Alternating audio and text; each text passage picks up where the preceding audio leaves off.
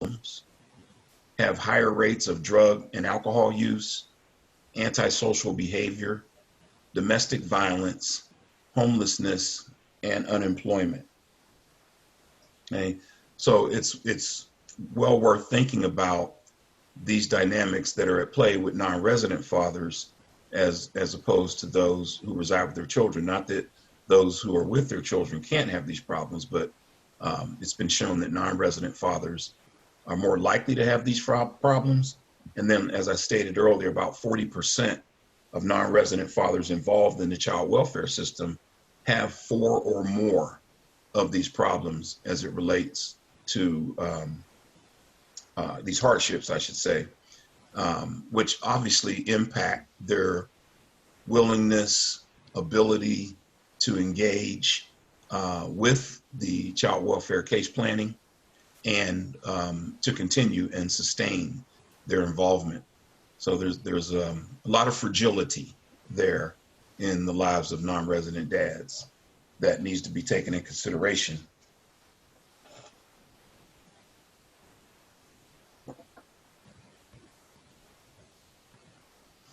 So we talked about masculinity on Friday, and it keeps showing up in the child welfare literature, the cultural demands of masculinity, those who adhere to traditional gender roles, it keeps those who adhere to traditional gender roles from seeking help.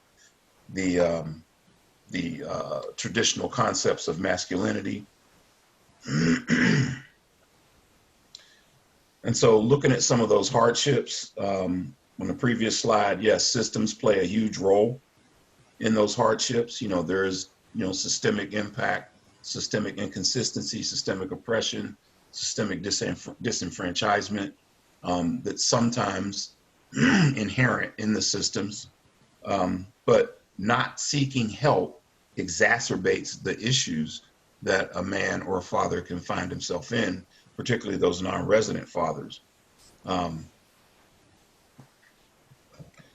So the concept of relying on others, admitting that one needs help, help-seeking behaviors, and presenting oneself as vulnerable all go against the traditional masculinity script.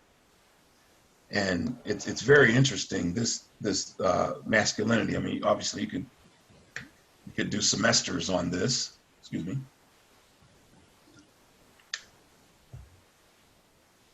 But it's a paradox for men. So men who are living up to the traditional or expectations or concepts of what it takes to be a man may be remaining stoic, completely self-reliant, and unbending in the face of adversity, which harms themselves through their decisions not to seek help when they're ill, in mental distress, or need crucial information that could enhance their lives. So, but when men fail to do that, when they fail to live up to these traditional masculinity scripts, they are risk being judged harshly by other traditional men.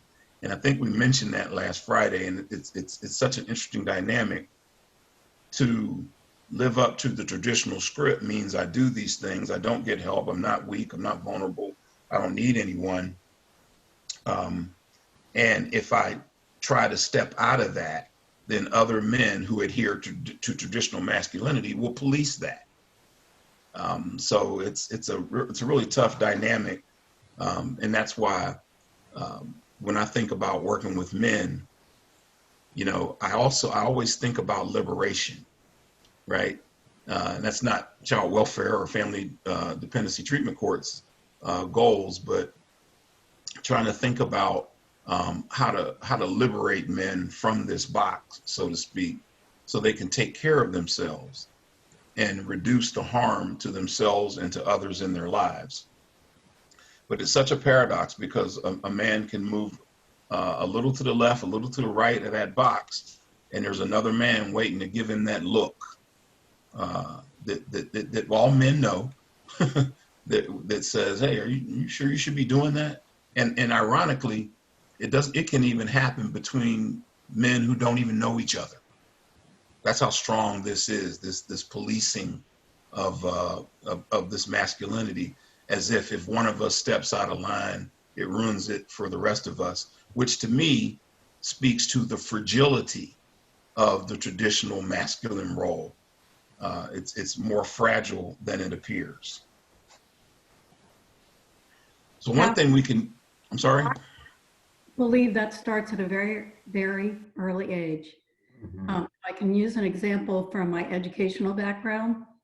I will have young boys who are very bright in second and third grade and will refuse to take work home to do it because once they get home, at school they show their brilliance and participate, but it's a whole different set of rules once they get home, either in the home or in their community, to uh, actually exhibit that they are very bright and are willing to take on that challenge to improve themselves. So that starts at a very young age. I'm glad you said that. You're right. And I haven't worked in education, but during the time that my child was in elementary school, I would see that. And so thank you for bringing that up. Children, I don't know if you see it more with boys than girls, but it seems to me that, boys in particular, don't want to be seen as smart, engaged. No, knowing the answer can get you some really nasty looks. you know, don't raise your hand, that type of stuff. So you're right. That's incredible that very, very early uh, boys start policing this idea of traditional masculinity. And it's worth us to know this as we're engaging men in the family drug treatment courts, that this could be a part of their makeup. And we need to think about how do we want to engage that part of them again, and thinking of the three dimensions of a man. So the traditional masculinity may be inherent in the man and the person, but is it inherent in his concept or idealization of the fatherhood role? And is it also going to show up in his parenting style and parenting behaviors? Those are good questions to think about. And that's why I like the idea of breaking out fathers into those dimensions so we can ask questions like this and think about how we want to approach guys, as opposed to looking at fathers as one monolithic being. And if I can throw aside, since you mentioned young girls, in my experience, we don't see young girls reacting that way until fifth, sixth, seventh grade, and not because of the home life, but because that's when they become interested in boys, and they don't want boys to think that they're brighter than the boys are. So two totally different dynamics with the boys and the girls. Okay. Okay. Thank you. Thank you. So as it relates to traditional masculinity, there are some ways that we can leverage that in our work. So we want to figure out how to use the strengths of traditional masculinity while addressing self-defeating beliefs about getting help. And here's some ideas about that. One, discuss with the father his beliefs about what it means to be a good man and a father. And that's a really powerful and simple question in your early engagement with fathers. Tell me what being a good man and a father means to you. I'm interested. I'm curious. I'd like to know, what does that mean to you? And especially if you're a woman, you're asking that question, it shows a really respectful interest in the inner life of a man.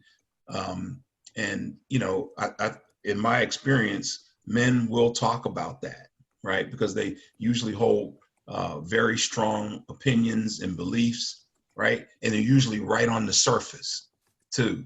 And they're always willing to talk about that. So, you want to flush that out and see what he has to say, not to judge it, but just to hear it. And it's like when I do coaching, individual coaching, co-parenting coaching, I always tell the parents, my job is not to figure out who's right or who's wrong, who's lying or who's not. My job is to listen to the story, to look for opportunities for me to intervene and do good work. Okay, so we want to hear about father's idea about what it means to be a good man and a father. That's a very powerful and effective early conversation to have. Help him understand how a father's absence affects a child's life and the positive impact when a father is present and involved with his child. And we do have to be careful here that the father's disconnection, whatever that disconnection looks like from his child, may be out of his control. So definitely a note of caution with this conversation, and really accept and believe the father at face value. You know, one thing I think about when I'm working with fathers is there's time for me to sift through and understand more deeply what is true. But what the father is presenting to me at the outset is informative itself, right? So I don't need to hurry up and try to judge or figure out whether, you know, this is really the story he's telling about why he's, you know, disconnected from the kids and those type of things. So, but it is still a good conversation to have.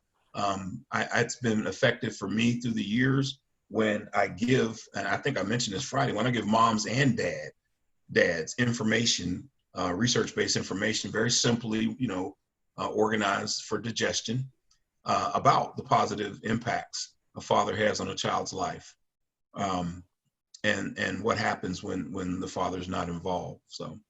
Yeah, and I appreciate you saying that, Calvin, because that is so key. I mean, one of the things that, you know, in our work that's constantly happened is creating environments for fathers to heal. You know, there's so many different wounds, so many different things. And we talk about, you know, the previous conversation about those safe spaces. You know, from a man's perspective, I don't know that we always know all of our safe spaces because we feel like we're not always allowed to be who we are at every stop. And so, you know, as you talk about this, what's important is, like you said, it's not about us to try to get right down to the bottom of, you know, why you don't have access to your kid. It's you present that safe space for that father to start that healing or that mourning to get to the healing process. And so, you know, again, we can get down to the nuts and bolts, but it's important for him, you know, as we continue to think about how to get him to a place of nurturing. For me, what's important is for him to have those opportunities just to get that out of him. So if that makes sense. Yeah. No, it really does, because when you're talking, Harold, I'm in my mind, the images of peeling back layers. And that takes some skill and some loving effort, to put it bluntly, to be able to help a father get into a space where he'll peel back another layer, and describe things to you that will be helpful for you as someone who's trying to support and help him towards his goals. Another thing we can do is affirm aspects of traditional masculinity that enhance his effectiveness as a father, such as his desire to provide for and protect his child. This is a great leverage point, right? When you're affirming that with statements such as, I know you want to be a provider and a protector for your child. I know your best intention is to provide for and protect your child.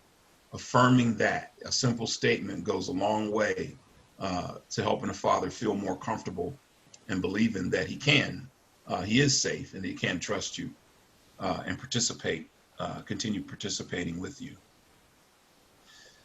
We can point out that it takes guts to seek and accept help and courage to deal with the child welfare system. The relationship, both perceived and real, in the community between fathers and child welfare is fraught, right? There's no way around it. You know, a lot of fathers don't see child welfare as a helping organization, when in fact it is exactly that. And along with Family Drug Treatment Court, we're there to help, but they don't see it that way. So we can play into this idea that men don't seek help and you don't need anybody, by pointing out that yes, it does take guts to seek and accept help. And you are courageous for even coming in today or even having this conversation on the phone. And I applaud you for that.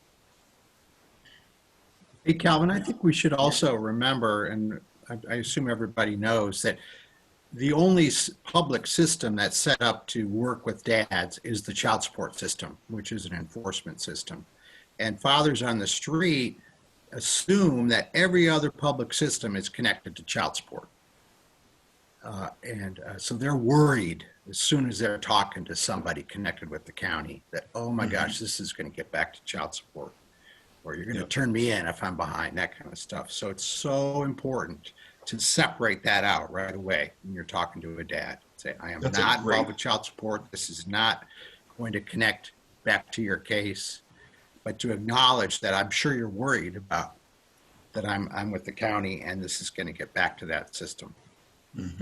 Critical. Just to add on to that, I mean, in our world, you know, we very much always talk to fathers about the benefit of child support. So it's not that necessarily the child support is a bad thing, but everything is based off of their experiences with the system. Right. That's a great point. I'm glad you said that, Steve, because that is exactly what's in fathers' minds. Anybody that they're talking to from a public system, it's going to affect them in the child support system. Yeah. Yep. Sorry to just one more thing related to that, you know, when we're back to paternity being a barrier at the beginning, the only function paternity has is to enable a child support order to be ordered, but it is connected to them being with their kids. But when a man establishes paternity, he doesn't automatically get access. So he doesn't understand that. So they're refusing to establish paternity if there's a worry about the child support system. It really puts him in a tough box. Right. Very good stuff. We can explore with him the problems that can occur if he decides to go it alone or attack the system in an overly macho fashion.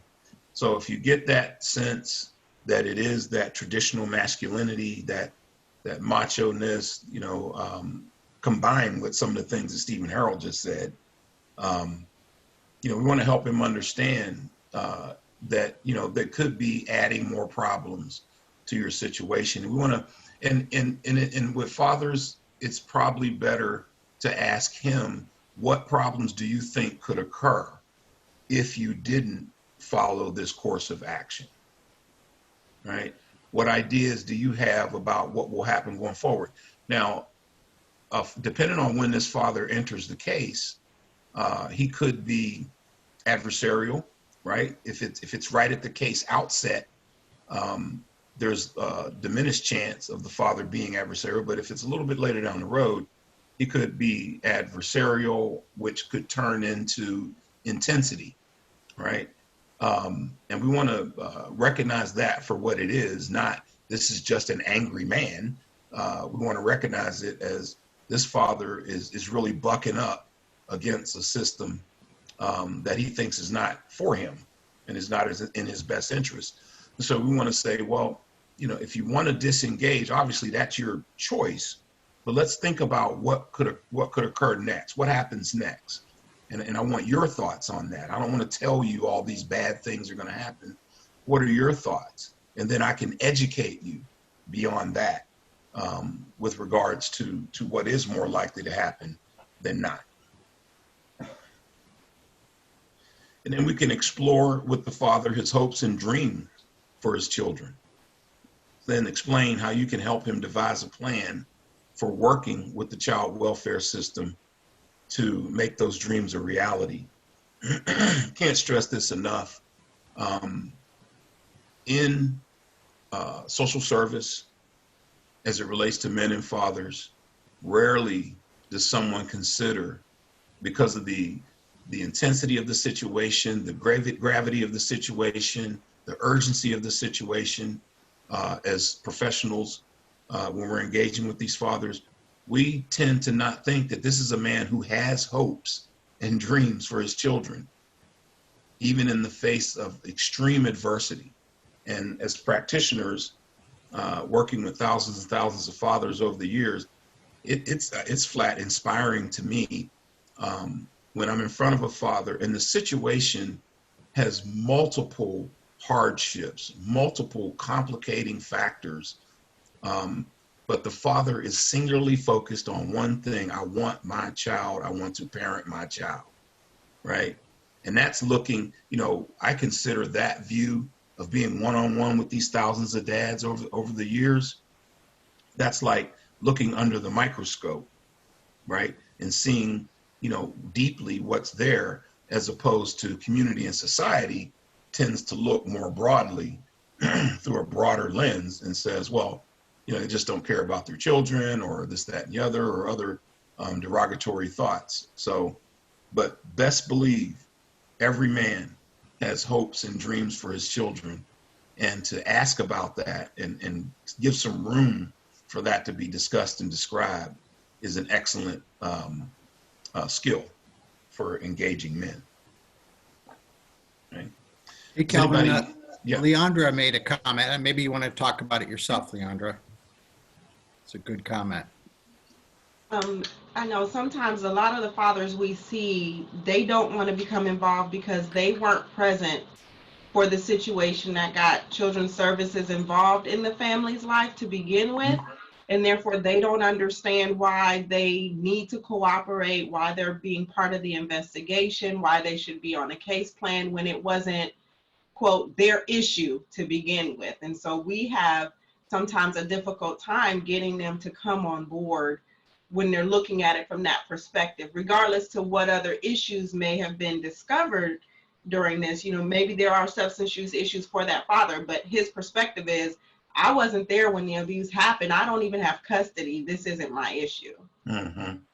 And I would assume that goes hand in hand with the father being asked or required to take certain steps to receive certain services. When, again, as you said, the case, it's not my case, so to speak. Yes. Right. So they separate out the fact that it's not my case, but you're telling me I got to go to anger management. I got to go to this. I got to go to substance use disorder treatment. I got to go here. And nothing happened while the child was in his custody. That's right. Or even to be at an arraignment or an adjudication and, have to hear these charges, and you have to make a statement to their validity. Many times there's like, I don't, whether they've had the time to speak with an attorney or not, I don't get it. I wasn't there. I wasn't abusive or neglectful, and the child wasn't even dependent upon me at this point in time. So there's so much of it that, and I think this is across the board, both parents don't understand, but specifically for these non-residential fathers, it's not helpful for them. There's not enough education, there's not enough support, and just social laws tell him, I don't have anything to do with this. I should be able to step back and I should be able to get my kid no questions asked. But the laws of the land predict differently, and I don't know that we take enough time to truly get them to accept it before we're wanting them to fully engage in it. And that's on top of trying to minimize as much as possible systems being in their business anyway. So so you have that dynamic, and then you have the dynamic of people just having, social service fatigue. I mean, everybody has to go through this to get one outcome, but there are several, steps involved in getting just one outcome. And, so it's all those different things that play a part. That's a great point you made. And it speaks to what essentially can be a dissonance in the father's mind, where he's holding two competing ideas, but they're present at the same time. I care about my child, and I want my child to be okay, and I want to be in my child's life. But then on the other side, at the same time, exists this idea that I don't want to be involved in this. It wasn't my fault. Nothing happened. And another layer to this is the father may have had suspicions or some type of evidence, anecdotal evidence, over a period of time before the case got to child welfare, that the mom or the custodial parent wasn't treating the child well, right? So, and then there may come a period of time where Children's Services gets involved, and and then he's feeling like, wow, I kind of knew this was going to happen in the first place, but he may have disconnected himself from that issue prior to Children's Services being involved. So it's a lot of dynamics here with that. And I'm curious, how do you all respond to that situation where a father takes that position? I'm not, it's not my case. This didn't happen on my watch. Why do I have to be involved and do all this stuff? What's your response? I know for us, we try to explore what was your involvement prior to Children's Service coming involved. If there was, access to the child and you were actively parenting, we explore what that looked like. Because sometimes what we're hearing is, I knew this was going to happen, but if I would say something, she would deny me the ability to see my child. So there you get your gatekeeping happening again. But we take that perspective and turn it into, all right, so now that everyone is aware at some point that this was going on, what do you want to do about it now? How do you help solve this problem for your child? And we let them be in charge of making those decisions, even though we know there is a requirement, but it kind of empowers them to own something and not being told what to do. And then walk through the process. All right, so if this is what your goals are, this is how you can meet those goals. So what can you add to what we're saying you have to do? But when the situation is total opposite, where, yeah, I knew they were going on and that's just what it was, it's not my issue, I'm stepping back. What sort of involvement do you want with your child? And how do we make that happen in a safe manner so that we're not back where we are today, but it's your case that's being open. So what are the steps we can take? And I have a history of being a guardian ad litem and a domestic mediator. So I tend to ask some other questions with that. And I'll say, well, who else in your family can we talk to help support a positive environment for this child? And when we have a father who is acknowledging inappropriate behaviors, I'll go further and say, so who is it that you would leave your child with when things came to the worst of events? I don't want the one who is, someone who's going to hang with you and roll with you and hide your secrets. I want the one who's truly going to uplift and support your dreams for this child. Let's get in contact with them. And again, it's always them leading that path. I'm sorry, what was your name again, please? Leandra Davis. Leandra? Yeah. Okay. I just want to applaud you. Your mediator, GAL, compassionate, empowering self just came through in everything you said, right? So that would be a skill set or a good practice. And it's these type of skills that we don't typically think about or not talked about, say, in our evaluations, like what's your level of compassion, what's your interest and your ability to empower others. But that's critical, because you made me think about what if the fathers in somewhere in the early stages, especially when there's reluctance, say, I tell you what, why don't you develop a case plan for this case? Let's, not, you wouldn't say this, but in your mind saying, I want to see, where you are and what your priorities and preferences are in this situation. So there could be a little exercise early in your engagement with dads where you say, why don't you write up a case plan for this situation? The other thing, Leandra, that you said makes me think about is that there's a point where both the father and the professional have the same goals. Right. And that's, if we can find our way to that point or nudge forward to that point, then we got some more solid footing to say, okay, these are your goals and these are our goals. How can we help each other? And that goes back to our acronym right? Because that's about trust. Yes. We can trust each other. to that we're both wanting we want the same thing, and it's your goals are similar to my goals, and my job is to help you achieve your goals. So excellent, excellent. Any other thoughts before we move on? Okay.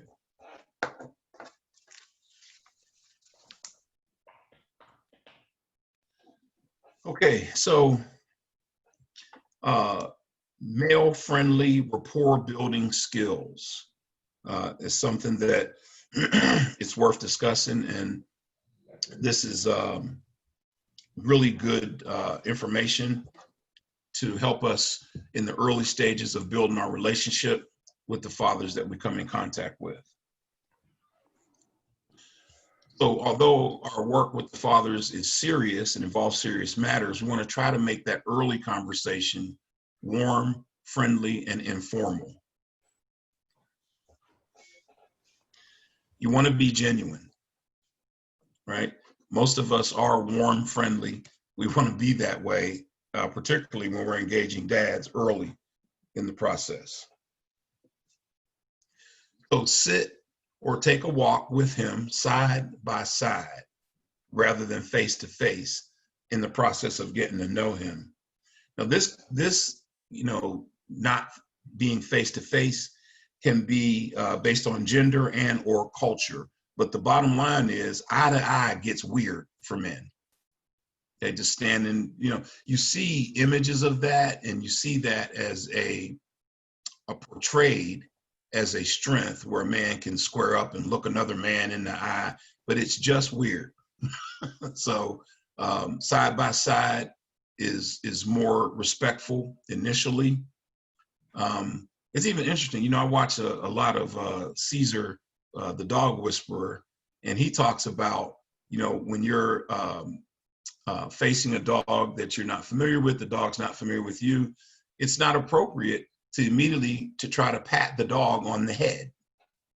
It's more appropriate and respectful, according to Caesar, to do a little side of the face or side of the head pat.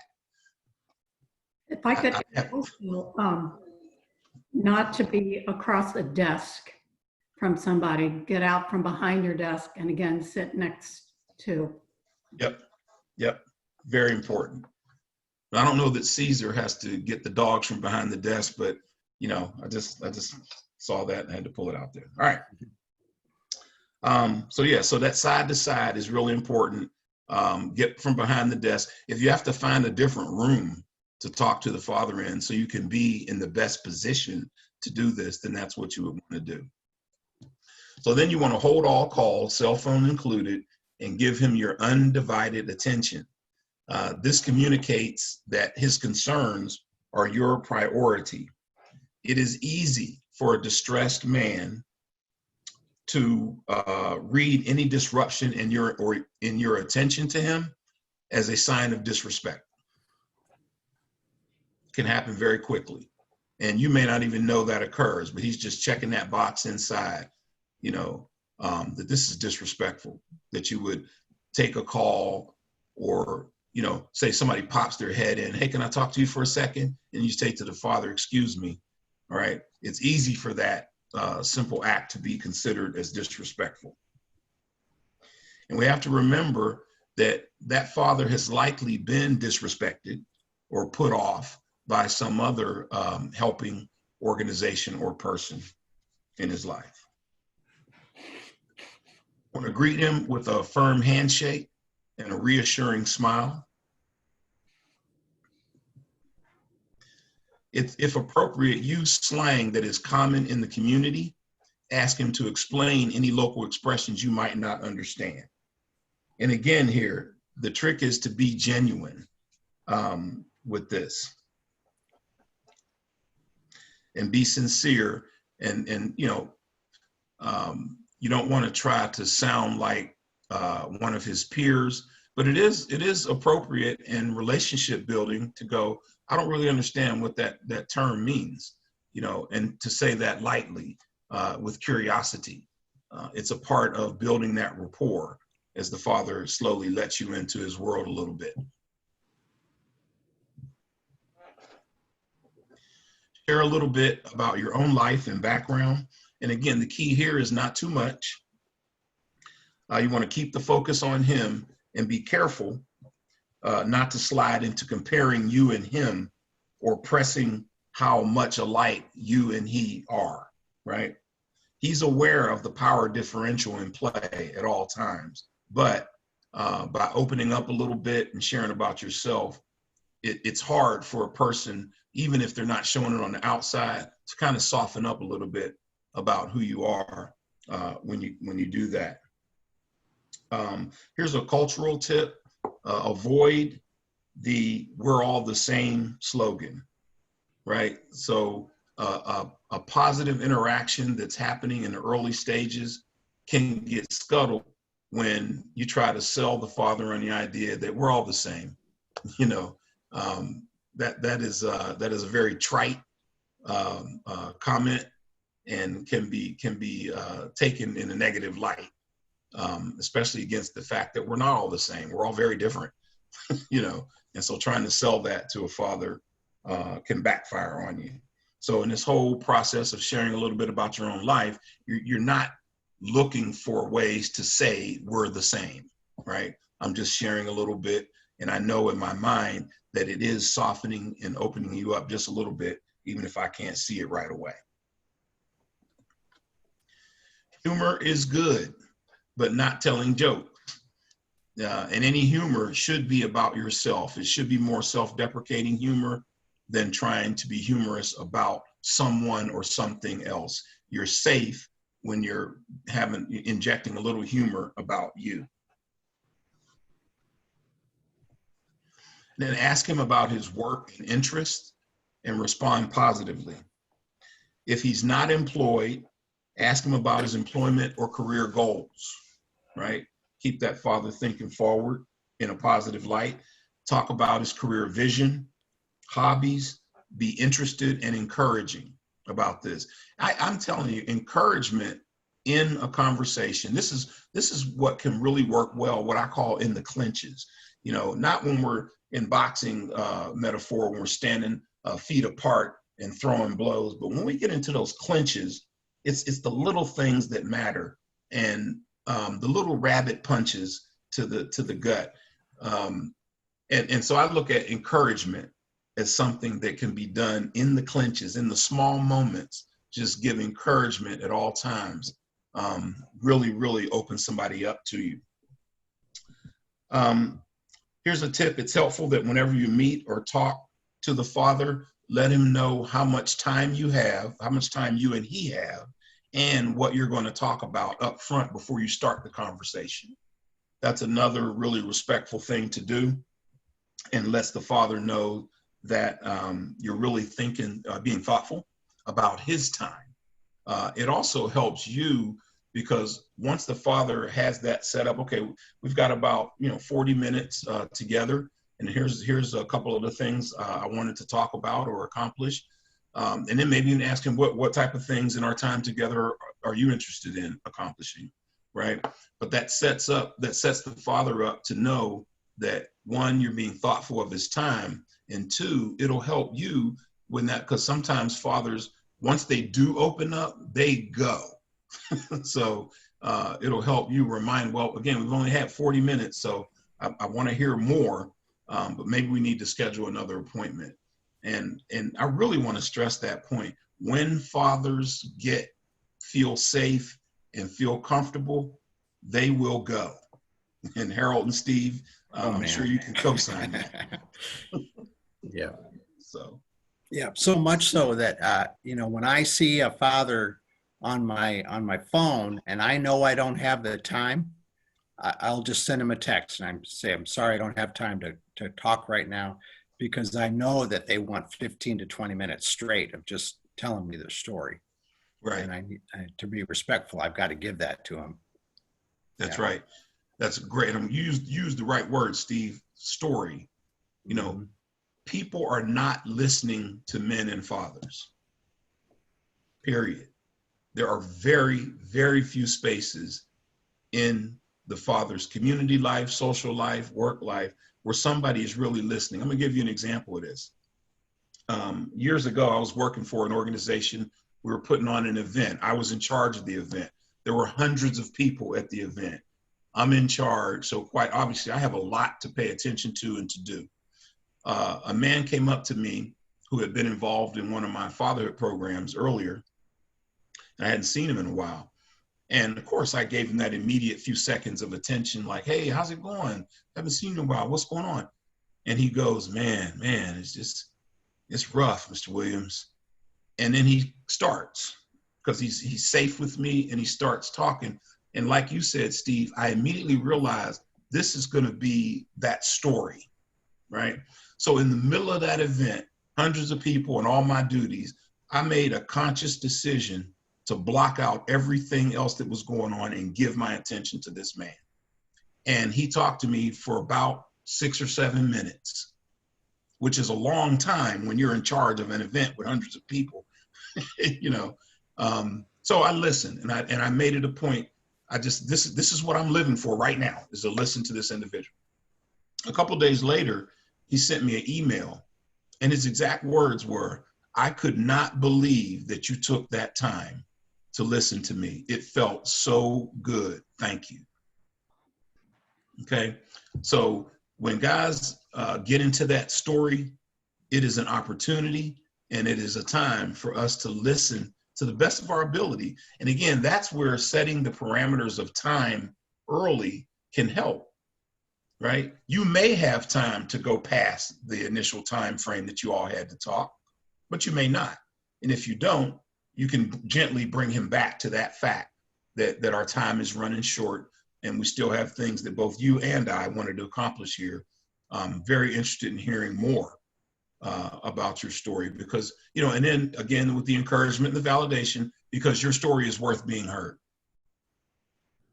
These are powerful thoughts and statements to men and fathers in the clinches. Any other thoughts or comments about rapport building tactics from Steve, Harold?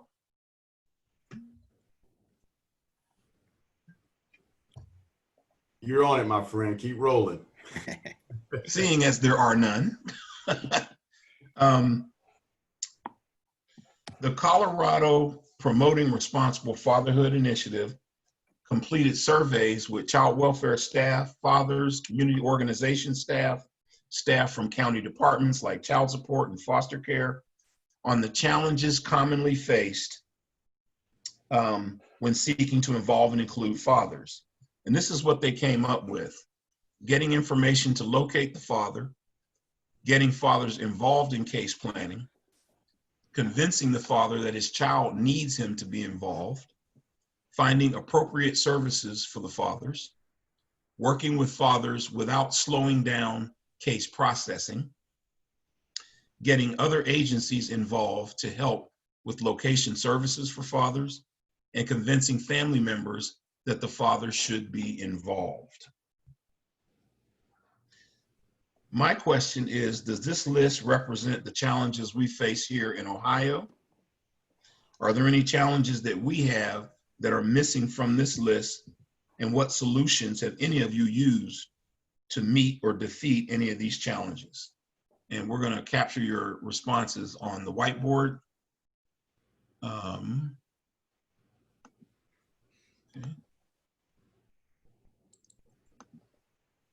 So, how about it, Ohio Family Drug Treatment Court team members? Does that list, is it all inclusive of challenges that we face here? What's not on the list?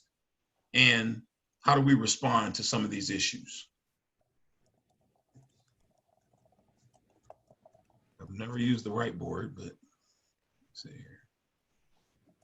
Feel free to chat or take off your mute and speak up. Hey, Cal, can you show the list until we get the first response? That way people can. Yeah, I thought about that. Yeah. Let's see. I was so anxious to use the whiteboard for the first time, I lost my head.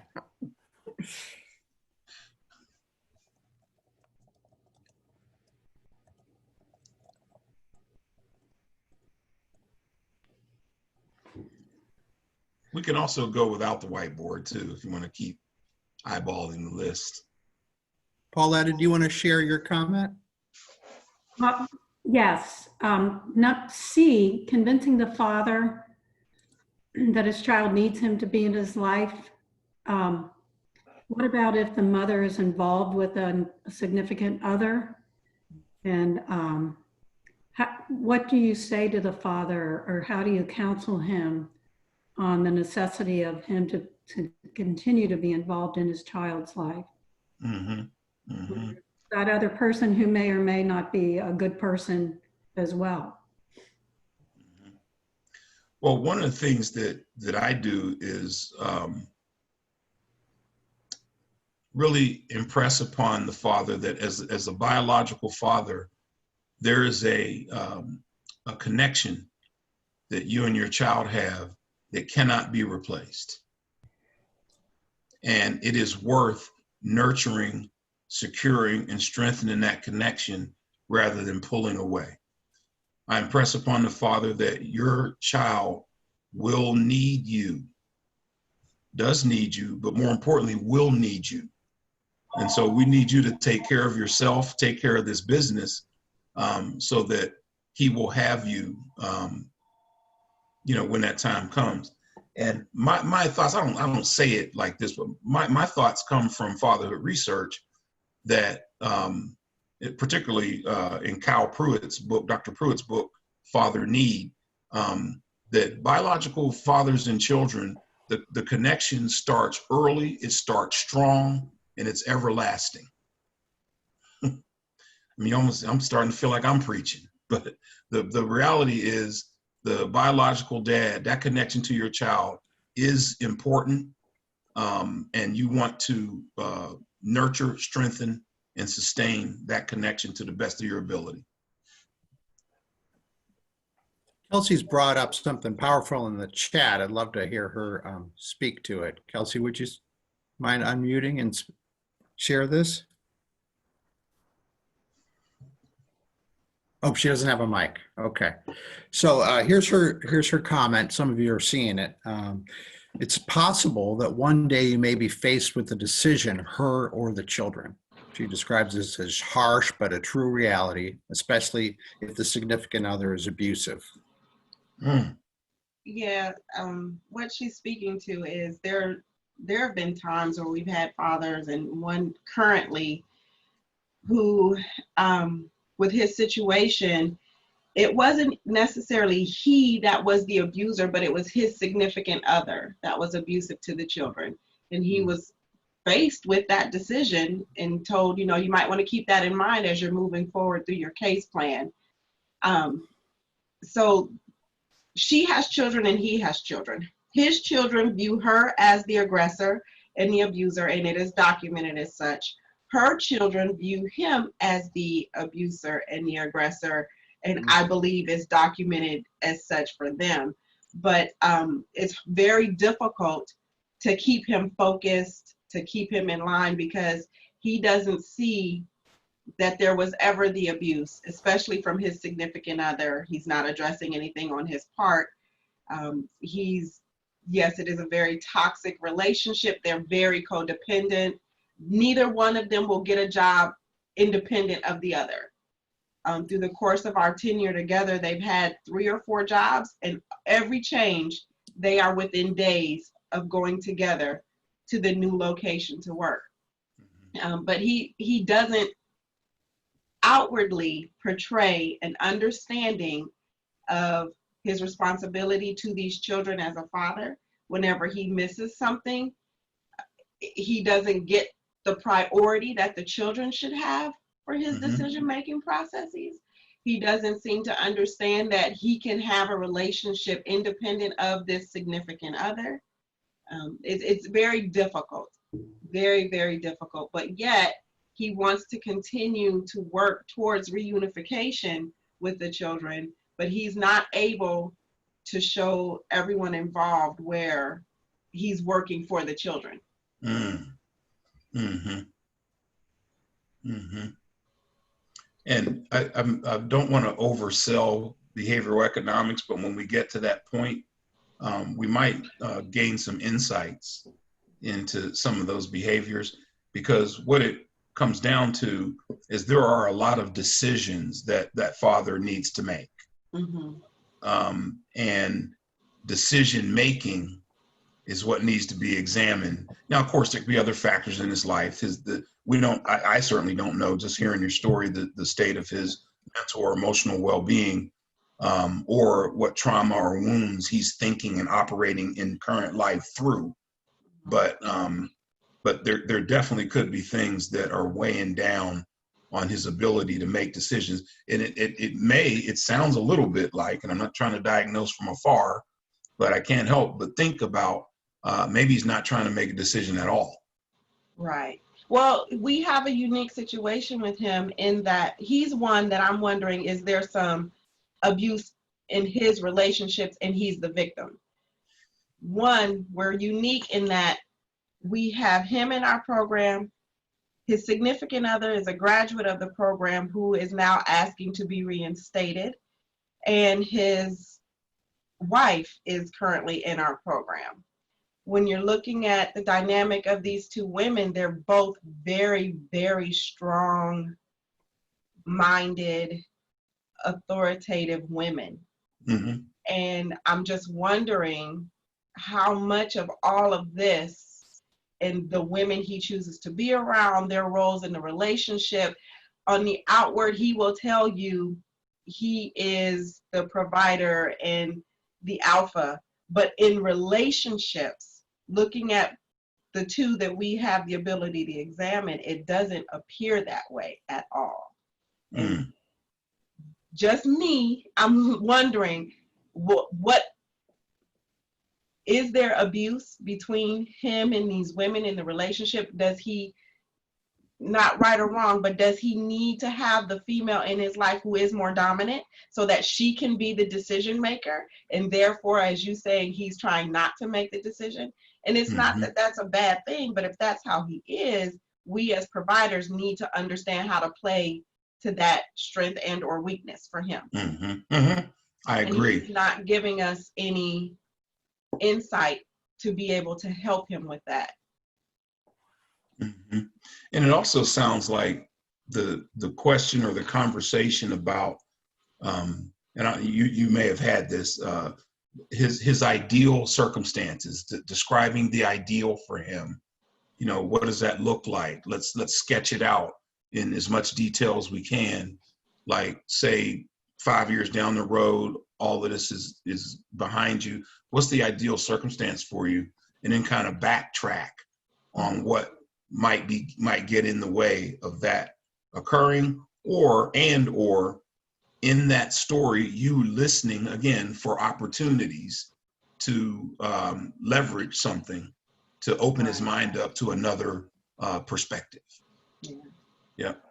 And then that history thing is critical too. I'm glad you brought that up. And it's a tricky thing to do, because you don't want to traumatize or re-traumatize people. But sometimes the things that we need to help them are in that deeper origin story. You know, and so we may want to think about how we can do that in a safe and respectful way, and at what point should we try to accomplish that in our interactions in our relationship with the Father, to try to really understand that origin story. Because I know in co-parenting coaching, I get the origin story is the foundation for me to move forward in serving those parents. Just understanding, you know, how both people got together and how they broke apart, that type of thing. But yep. One thing I was considering, back to the list, working with fathers without slowing down the process. Literacy and comprehension is a big issue in our community. We have many who are not as literate as they would need to be to fully understand a case plan and how to process a case plan. The comprehension ability to even prioritize the case plan. you'll get it, and there's a list of 10 things you have to do, and in your mind, I need to do them all right now, you know. But to be able to prioritize those things and process it appropriately is one of the things that we struggle with sometimes here. Okay. All right. I'm definitely taking that note down, and I'm not going to say behavioral economics anymore, but it's going to touch on this inability to prioritize the case plan. Okay. Thank you. And E is something that the literature is pretty clear about, but in the real world, is that how some caseworkers feel? That, like, I don't, whether it's, you know, I don't want the father or these fathers in this mother's life to slow down this case processing. I think I've witnessed that on a couple of occasions, but more often that is mostly verbalized when they're close to filing PC or legal custody or something like that. When they've worked this case plan for so long, the father was, from the caseworker's perspective, not able to be located. And then all of a sudden we're close to the end, and here he is. So now we've got our legal timelines that we have to adhere to, but we also legally have to give him the opportunity to be able to reunify with this child. So, you know, there are times where I hear that from caseworkers at the end of a case. We unfortunately have it happening now. You know, there was a mother who had been pregnant, and she said 2 names, and find out here at the end, neither of those 2 were the father. Through process of different eliminations, we finally found the father. Well, they had already filed for legal custody on so many of the children, and now here's this dad or this last child, and our case is stalled, is what they're saying, because we have to give him this opportunity. Then they go back to leaning on their history of this person and their previous involvement with this person. You know, well, he's not going to change. He never did anything before, so we'll give him a month or 2 months. You know, I see. So it sounds like that's not ethical, but it's what's happening in reality. And I guess the question is, what can be done about it?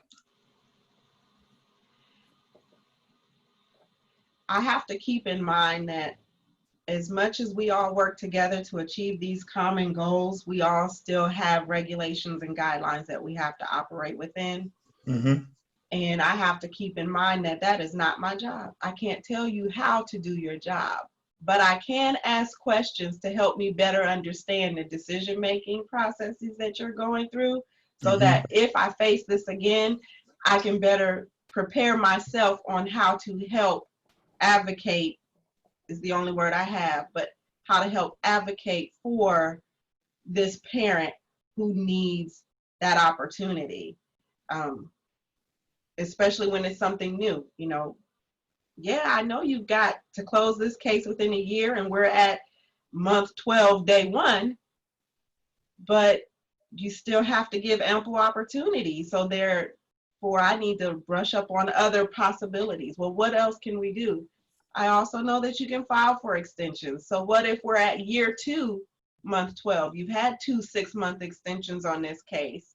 You know, I have to be able to know what they're working with to be able to appropriately, 1, express my concern, my opinion, and ask questions without challenging, but more questions to understand. Even though in the back of my mind, it may be a challenge because I don't agree.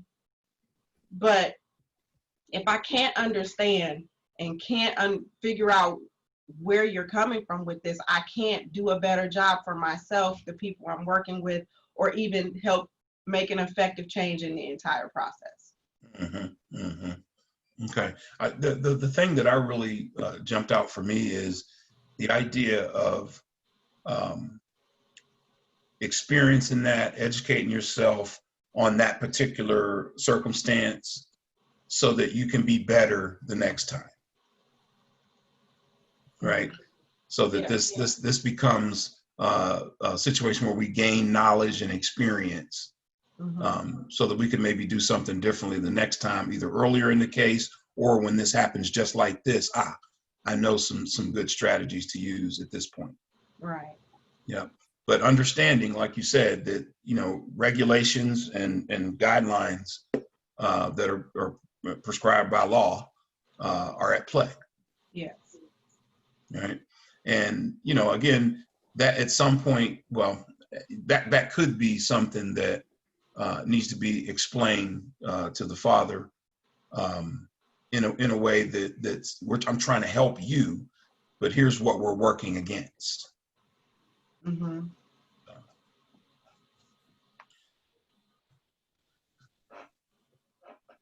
Any other ideas or comments about the list? What's not on it? What we're experiencing here in Ohio?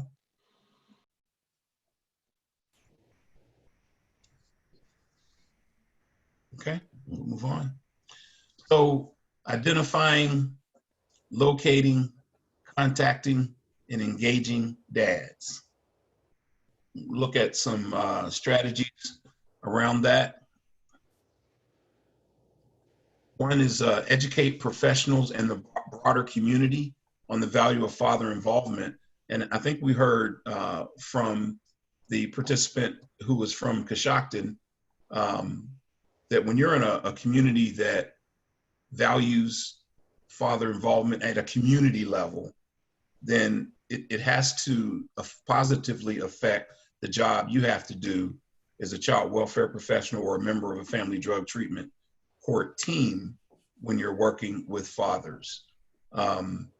It just goes a long way towards your goals. So the educating professionals about that is important, but also think the community needs to be educated, similar to what we are attempting in Hamilton County with this countywide fatherhood collaborative movement type of approach, where we want broad education, broad dissemination of fathers' value to children and all the things that go into play to help fathers be their best for their children.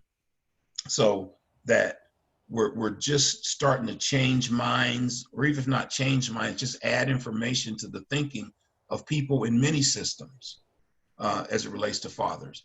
And, we can only hope that one day a father is going to be engaging somebody in a system or a program or institution, and their likelihood of getting good service and having their needs met are greater because this person has a generalized understanding of the value of father involvement. Provide staff with concrete ways to identify, locate, contact, and engage fathers and paternal relatives. Too often, there aren't prescribed methods and concrete strategies for that to occur. And I think organizations need to make it crystal clear and concrete.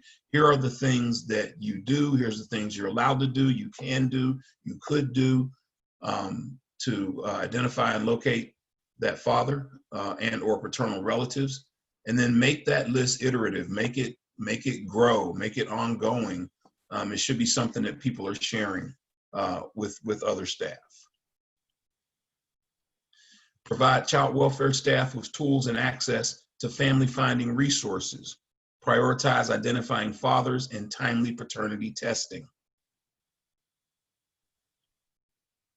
Engage upper level management in the implementation of father involvement efforts within and across, within the agency and cross system. We'll get to this here in a second, but it just can't be all about the frontline workers in this effort.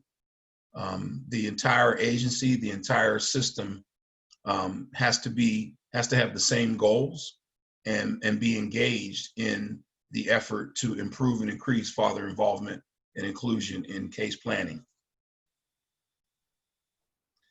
Strengthen the court and legal system partnerships in effort to identify, locate, and engage fathers. And partner with public community providers, fatherhood coalitions, father and mother serving programs, build community support for father engagement. So you can see these strategies necessarily include high level understanding and development of people's understanding about father involvement, the value of fathers to children, and support for engaging fathers. The communities doesn't look, sound, act, or feel like it values fathers. It makes your job harder. And then finally, educate mothers on the value of father engagement, both to create buy-in and to increase access to information. I see this two ways. One, in the context of the case planning or the initial establishment of the case, but I also see this as a broader community issue. We just don't do a good enough job of educating women and mothers about fathers and fatherhood, right? And so this idea that fathers are replaceable and not that important and can be played with and that type of thing, when it's really harming children, has to be delivered. Okay. So again, looking at organizationally or at the system level, this is from the initial Child Family Safety Services Review. In the first round of this years ago, there was no specific measurement for father involvement, but they did identify 4 proxies that could stand in for father involvement under the outcome of child well-being outcome. So number 13, visiting with parents and siblings in foster care. In this particular analysis, only 16 states had a rating of strength in that area. For needs services of child parents and foster parents, only 1 state had a rating of strength. Child and family involvement in case planning, 5 states, and worker visits with parents, 2 states, got a rating of strength in this area. And what the literature was saying was that these are things that could reasonably stand in for father involvement, which is also to say that with increased father involvement, then there would be more opportunity for states to achieve a level of strength in those CFSR standards. And in this same analysis, what they found was that in 15 months of time, when the agencies in the 3 regions determined to improve father involvement practice, they set and monitored benchmarks, provided training to workers, and held themselves accountable for outcomes, dramatic increases took place in the areas of providing service to the fathers, involving fathers with case planning, quality of visits with fathers, and frequency of visits with fathers, which is to say that when attention is given to this issue from the top to the bottom, when it's about benchmarks and metrics around the issue of father involvement, when there's a determined effort to do so, things get better in that area. Right? So, and this is where we're at, talking about getting father involvement into the agency's core practice components or service components. And this is what it's going to take. We're going to have to think about father involvement at the level of assessment. We're going to have to think about the motivations from staff, from leadership around father involvement. We're going to have to continue to have training around father involvement. Administrators and supervisors have to support this as a core agency component. Again, we talked about benchmarks, metrics, data, evaluation. So this is where father involvement has to become inculcated into the core components of whether it's the child welfare agency or the integrated unit that makes up units that make up the family dependency treatment court. It can't be something that the frontline workers just try to do here and there. If we're really serious about making progress in this area, we're going to have to really structure it and make it a core part of who we are and what we do. And then once we get that effort going, we have to look at how are we going to sustain it.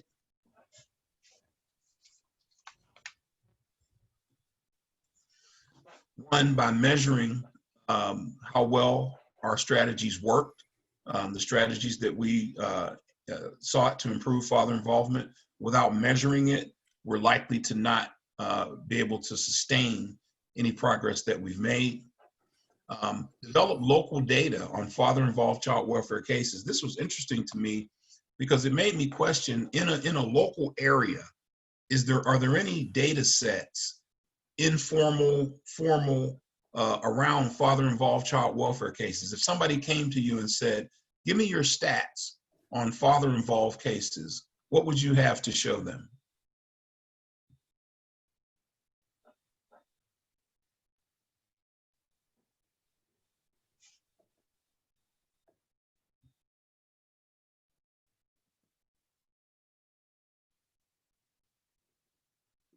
Anybody? Okay. Efforts to better understand and involve fathers early in cases must be iterative, ongoing, build off successes, and learn from failures. This is really the heart right here.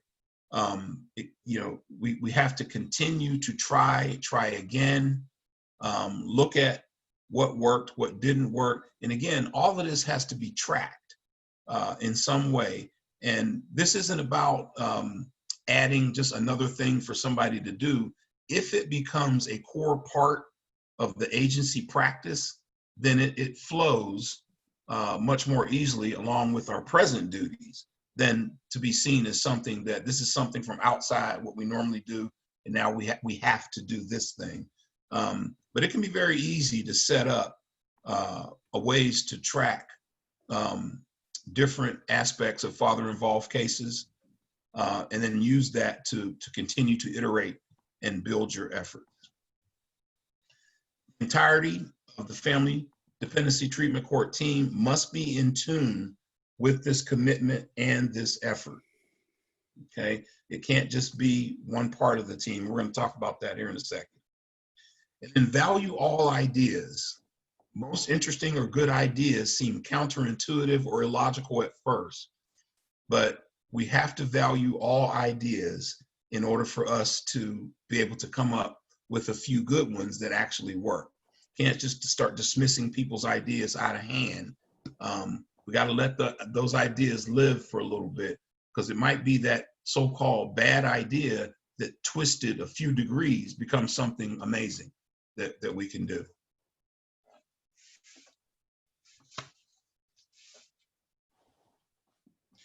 This is where we get to thinking about the entirety of the Family Drug Treatment Court team.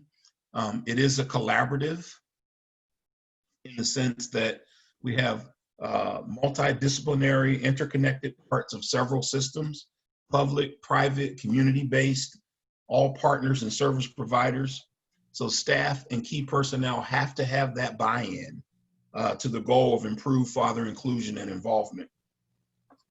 The question is how to progress, for those that haven't made this leap, is how to progress from cooperating to collaborating. Because collaborating on the issue of including and involving fathers at a high level where it's a part of our practice is the best way to move the needle on outcomes for children and families.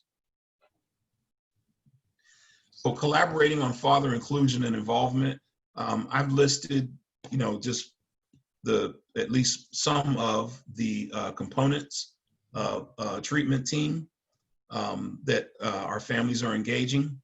And if you look at all these different disciplines, positions, roles that people have, there's one thing that comes out, and that's that everyone brings their own understanding of ideas, opinions, beliefs, and expectations about men, fathers, and fatherhood. It's informed by their own personal and professional experiences. So we can't assume that every part of our team has the right, same, or good idea about fathers and fatherhood.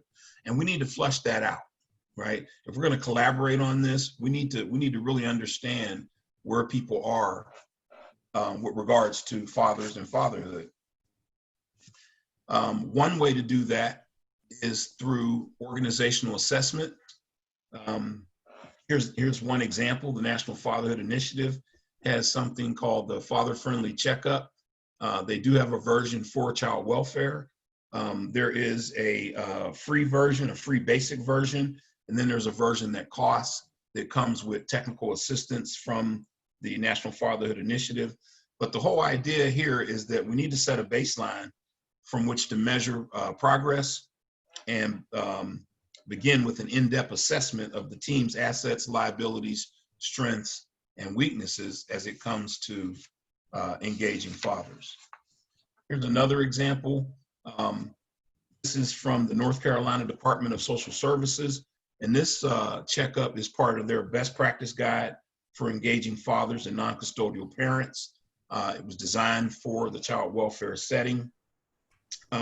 So these are just a couple examples of thinking about how to get the agency or the organization or the entire program, the entire collaborative involved, from assessment all the way down to measuring through administrative supervision. Everybody's on board because we've done the work to understand where we stand with father engagement. So that's the organizational or the high level. And what I'd like to do now is introduce a survey we created for this training. We took content from the University of California Davis Center for Human Services and just kind of worked it into a survey for individuals, okay? So, you know, this survey is more child welfare focused, but I wouldn't hesitate to ask any member of the Family Dependency Court team to take the survey, okay? So what I'd like to do now is to have us take this survey and see what comes out of it. As it says at the top of the survey, it's really a reflective survey. It wasn't really designed to be scored, but I added a scoring component. And so it's your choice whether or not you want to use the scoring component or not. It's solely up to you. If you are using the scoring component, then you would just use the scoring key at the top of page 1.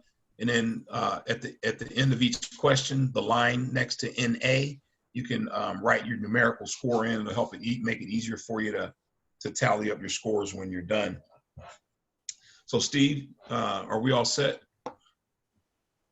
Yeah, I've loaded this into the chat so people can download it. Okay. Well, with that, I invite people to take the survey. Hey, Cal, Yeah. let's build this into a break as well. So can we just come back in maybe 10 minutes?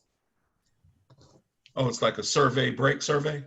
Breaking survey. Oh, okay. All right, so 11:49, we'll be back. Oh, it's a working break. Is that what it is, Harold? It's a working break. Whatever you want to call it. All right, how about that?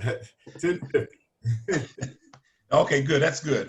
Thank you, because I get to go on and forget about breaks. So let's take a break. We'll see everybody back in 10 minutes.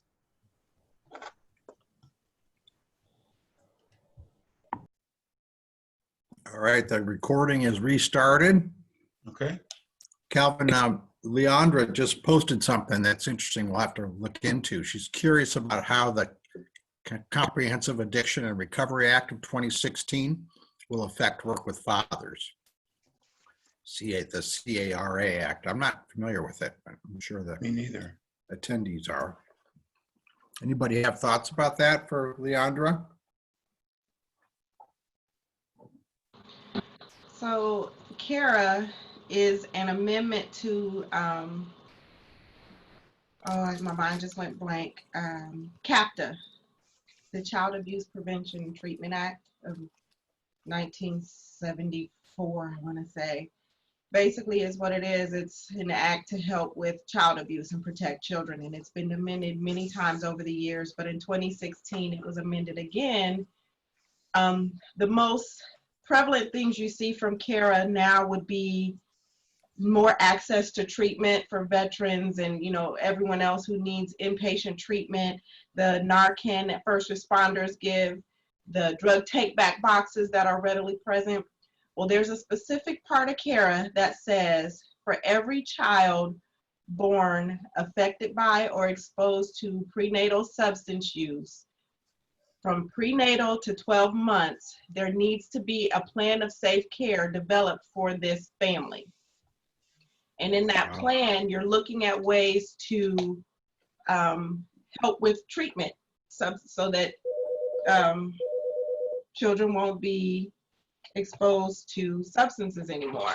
So it's not just substance use for legal and illegal drugs, but it's also for fetal alcohol spectrum disorder. I'm sorry, excuse me. I've got our deputy calling. One moment. That's okay. All right, good. What was the name of that again, Steve? It's the Comprehensive Addiction and Recovery Act, CARA, CARA. Got it. Yeah, and that it's really dovetails, of course, with the whole other thing we talk about in fatherhood is engaging fathers in home visiting programs, prenatal and early parenting programs. And there's a movement on to do that across Ohio. So these should try to link these two sectors together. Okay, good. Thank you for asking that question. All right, everybody had a chance to go through their survey? Is there anybody who did not have a chance to complete it? All right, so let's just take a few minutes and process the survey results. I'm interested in, if people scored it or not, whether they did it or scored or not. What are your thoughts about the survey? It's designed to be self-reflective. In what ways did it do that? And what did people kind of uncover or discover about themselves? Any feedback about the results or your experience with the survey?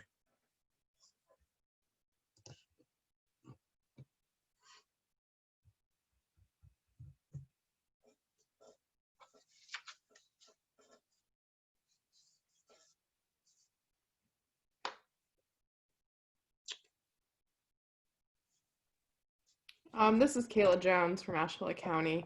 I would say for me, it definitely showed me that I could still learn a lot more. Maybe it's just my, county specifically. I wouldn't have known of this training if it wasn't for our family drug court coordinator. So I feel like that's a big thing for me. There's just so much more I can still learn. Mm-hmm. Mm-hmm. And I like the first one. Specifically, I didn't grow up with, with a dad, so I think that's very important. And that's what I like to work with, or at least try to attempt, all the dads on my caseload. Okay. Thank you for sharing that. Yeah. Did you score it? Yeah. Okay. Okay. And do you, and this is for everybody, do you see utility for this survey amongst the entirety of the treatment team? Yeah. Okay. Okay. Well, I will hope so, because I think this is it's a step towards coming into collaboration about including fathers, including and involving fathers in our cases, and doing that at a high level, especially if we set benchmarks for what a high level means, right? We get a chance to shoot for something, but I think it's a good early step for the entirety of the team, because it would seem to me, and you all can tell me, you took the survey, that it could create conversation. I think that's what I was wondering. You take this and you see your score.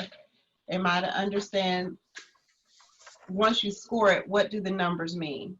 Mm-hmm. And how do we begin to have a conversation reflective of what we see? Mm-hmm. And so the scores, this is Again, it's self-reflective, and we just added a scoring component. So the scores can mean what you want them to mean, Mhm. right? In your office, in your community, I mean, down to whatever context you want, we can say, let's take it now and score it, and let's, see what type of strategies or actions we can put in place, and then let's take it again in 6 months. Mhm. Or maybe it's something we use for new members on the team.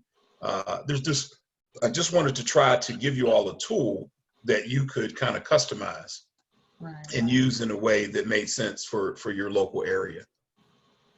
So if we take this, is it the lower the score, the more understanding and work we need to put in to be more helpful, or That, the that, higher? that would be a general idea. The score range is from 0 to 80. And again, I want you all to interpret it and to kind of customize the use of it in your local area. So you might say that we'd love to see everybody at a 60. If the range is 0 to 80, or you can not use scoring at all and just have people take the survey and then have conversation about what came up for them from various questions. Certain questions that stood out, jumped out, what was a difficult question or statement to respond to. And like Kayla said, what did we learn? Those type of things. So I wanted it to be flexible and customizable. You can score it, not score it. And I know we're a society that's all about scoring and metrics and who's winning and losing, but it doesn't have to be used that way. So what does page 2 look like? I only got page 1. Oh, it's a two-sided form. Steve, you got to unmute yourself. So I think we just erred in not getting you the. Yeah, so you sent me this morning, Calvin, the JPEG from the page 1. So that's what Oh, I I shared see. with people. So I if you see. could share the whole survey, it sounds like people would really love to use it. Yep. So If you that's could my error. I sent the send- JPEG instead of the PDF. Yeah, so if you send me the PDF, then I'll upload it. Okay. So That you makes all that sense. came up. Is there a Yeah. second page?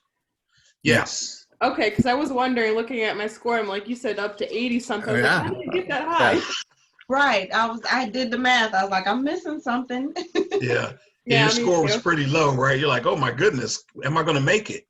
I know. I was like, I had a lot to work on. Yeah, I was feeling it myself. Calvin, or Diane's asked me to email it. So I'm going to email this after I get it from Calvin and post it in the chat so you guys can access it in both ways. Yep. So I'll get that both pages out to you.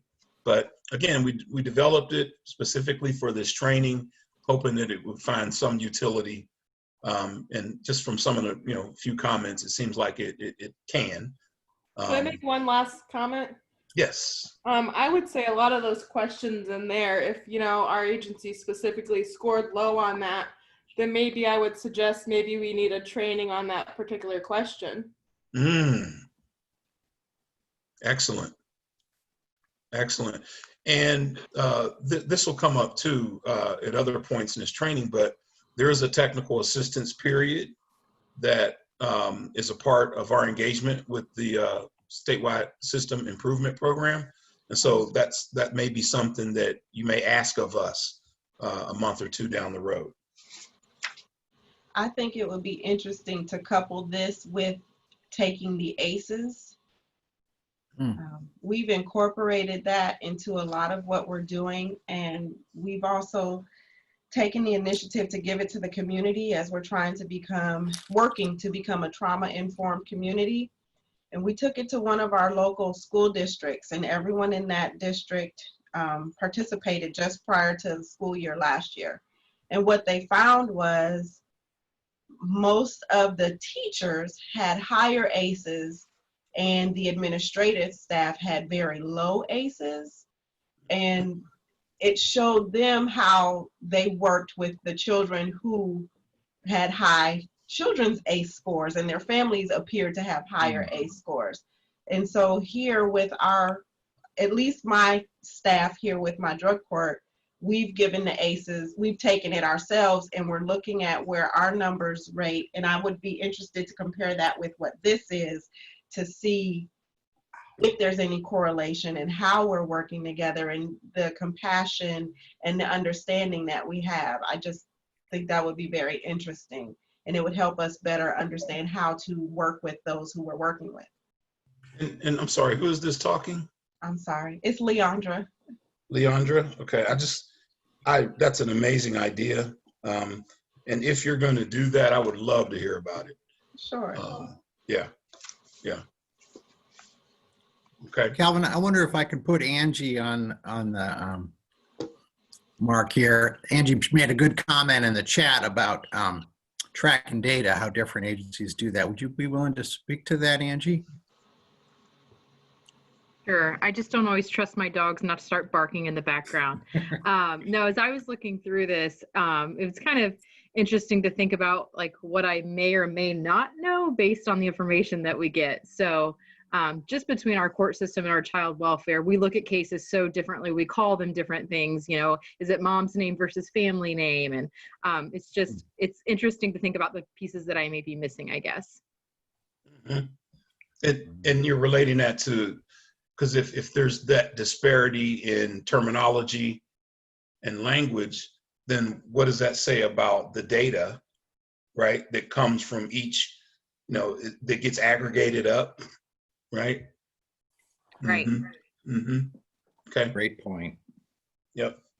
And so I would stress, I was listening to Leandra, and the thought came to mind that the scoring on this, and again, it's for you to customize and use your own way, but it would seem to me that the scoring means more comparatively than it does standalone standalone scores, right? To kind of see, you maybe even graph where a group is, and then look at progress for the group as opposed to you need to get better and you need to change, that type of thing. So, all right, good. Well, I'm glad it has some utility, and I'll be interested to see how this is used and what the outcomes are down the road. Okay. Now let's talk about behavioral economics, and I'll give you just a quick primer. Neoclassical economics assumes that individuals have an unlimited capacity to think through problems carefully and compute the best solution. Neoclassical economics also implies that people are able to calculate probabilities to work out the best decision for the future. This theoretical assumption is so central that the idea of looking at how decisions are made just gets thrown by the wayside. Right? So it's the idea in classical economics that people are just rational and they just make the best decisions. And so if somebody's failing, then they're just making poor decisions, and they should suffer the consequences of their poor decisions, that type of thing. So let's take a look at a quick video on what behavioral economics is.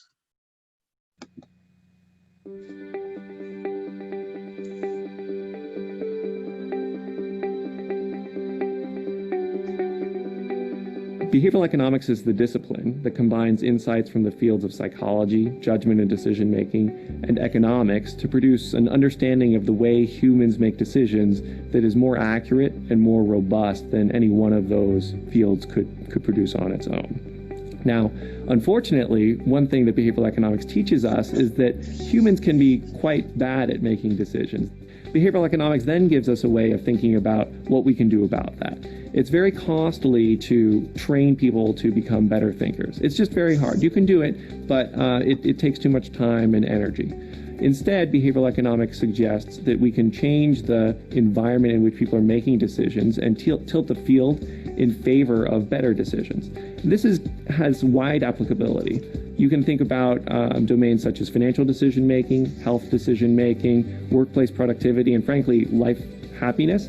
And these are all domains where the behavioral economics framework can provide us with ways of improving outcomes, helping people make better decisions and ultimately make sort of better decisions for their organization. And Okay, so that was a quick primer on behavioral economics.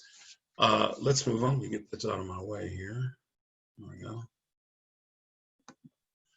So behavioral interventions to advance self-sufficiency or BIAS is a project that's sponsored by OPRE, which is part of the Administration for Children and Families, obviously which sits in the Department of Health and Human Services.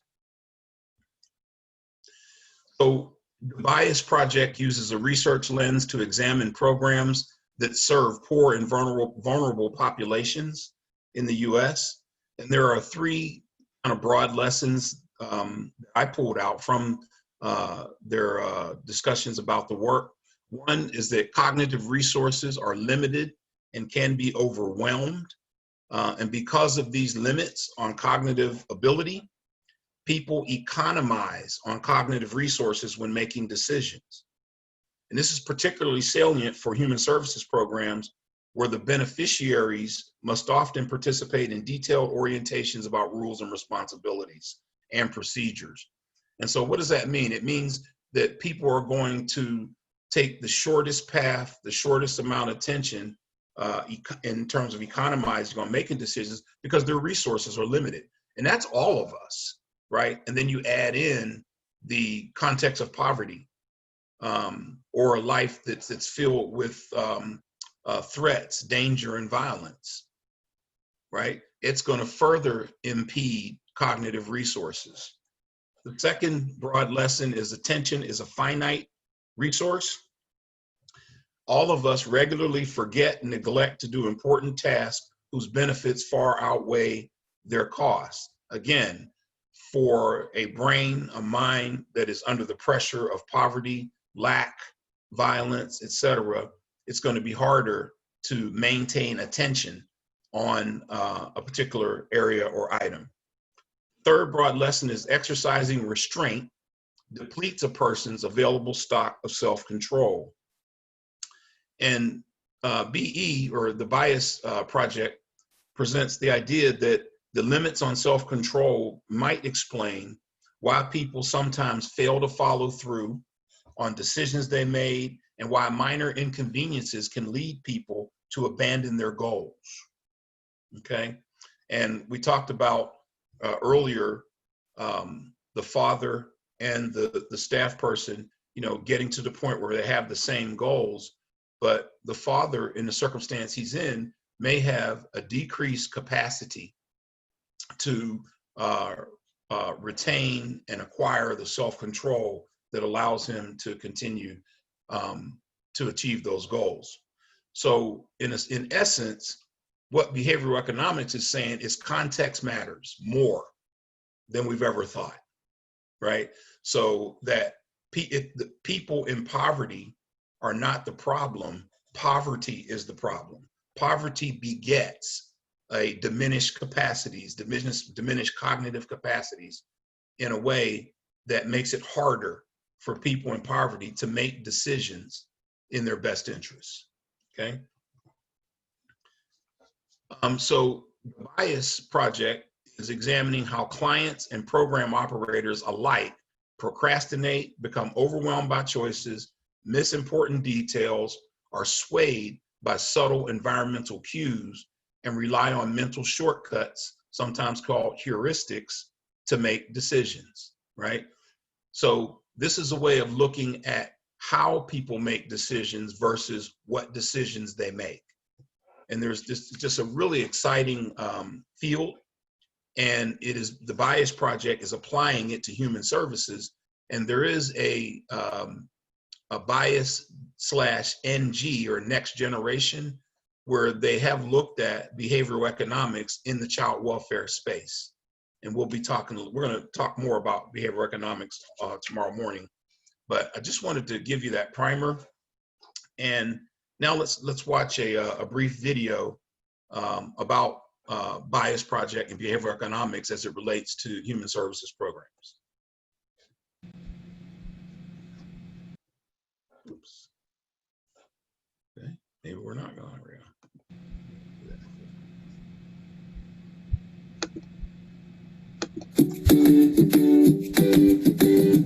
Getting help from social services programs usually requires participants to complete a series of tasks, filling out forms, attending meetings, and arranging travel and childcare for those meetings.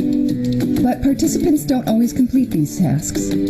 Why not? Through our research in the field of behavioral science, we've learned that human decision-making is rarely perfect. Seemingly small hassles can prevent us from reaching our goals, and actions don't always reflect intentions. For low-income Americans who rely on benefit programs, a missed appointment or a misplaced document can have severe consequences, sometimes including losing benefits. How can we help these participants complete tasks and obtain the services that programs have to offer? The Behavioral Interventions to Advance Self-Sufficiency Project, or BIAS for short, looked at how the design of programs and policies can better account for decisions that people make and how they make them. The BIAS team is led by NDRC, a nonprofit social policy research organization, and sponsored by the Federal Office of Planning, Research, and Evaluation. BIAS designed and implemented interventions in 3 social services areas: child support, child care, and work support. Using rigorous research methods, BIAS conducted 15 randomized controlled trials in 7 states to test whether these interventions could help make social services programs more effective for the people they serve. The results were promising. We found a significant impact on at least one primary outcome in each site. Most impacts ranged from 2 to 4 percentage points, and in several cases were much larger. In Indiana, we found that mailing parents a simpler letter and a reminder increased attendance at a child care subsidy appointment, helping low-income parents who are working or in school continue to receive child care without interruption of services. In Los Angeles, we found that sending new behaviorally informed materials increased the number of parents who engaged in a mandatory welfare to work program, which meant parents could avoid losing benefits. In Texas, our trial found that behaviorally informed interventions could increase the number of incarcerated parents who apply for modifications to the amount of child support they owe, which means less debt for incarcerated parents. And it didn't cost much. Across the board, these interventions were typically less than $4 per participant. The BIAS project showed that behavioral science tools can be used to deliver services more effectively and efficiently and improve the well-being of low-income children, adults, and Okay. All right, so let's just take a quick look at using a behavioral science-based approach or thinking through a behavioral science-based lens about what drives human behavior. So traditionally, we think it's preferences and values are stable, right? That those along with monetary incentives drive behavior in consistent ways. In the behavioral approach, it says people's preferences vary over time and context. Behavior is affected by interactions among context, values, cost, and benefits, both monetary and non-monetary. And how do you motivate human behavior? Traditionally, we think raising awareness and providing new information will drive behavior change. In the behavioral approach, awareness and new information and incentives may help people form new intentions, but behavior change also depends on removing barriers and creating channels that make it easier to choose and act. Again, I want people to make better decisions, to follow up on the things we're asking them to do. Then behaviorally, we're saying, what is in the environment? What is in our environment? What is in our system that impedes people from doing the very thing that we want them to do and that they want to do, okay? And then what does inaction tell us about a person? Traditionally, we would think if somebody failed to take required or desired actions, it means they probably don't value or need the resource.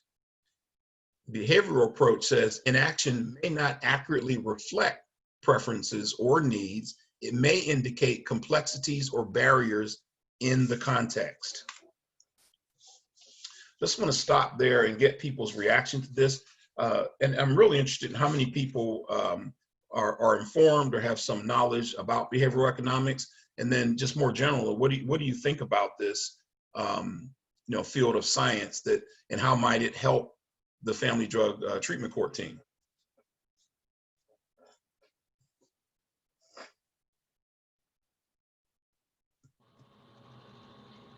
I can't say that I've heard of behavioral economics before.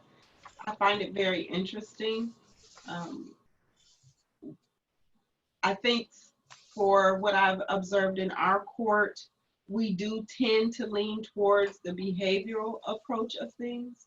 But one part that we miss is this piece here. What does inaction tell us about a person? When things are going the way we ideally want them, or we have an immediate solution to an issue, we lean toward the behavioral. But when things are contrary, we go back to the traditional as a way of explaining. And I think it might be because that's what we're most comfortable with.